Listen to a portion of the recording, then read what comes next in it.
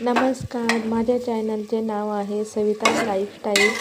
आज मी बिर्याणी बनवलेली आहे, पण माझी बिर्याणी अशी व्हेजमध्ये आहे।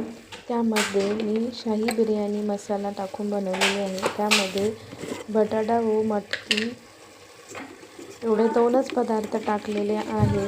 लसूण, अद्रक आणि कांदा हे सर्व टाकून एकत्र मिक्स करून खूप कमी वेळामध्ये होणारा हा पदार्थ आहे। याला कोणताही जास्त टाईम लागत नाही, खूप कमी वेळामध्ये तयार होते।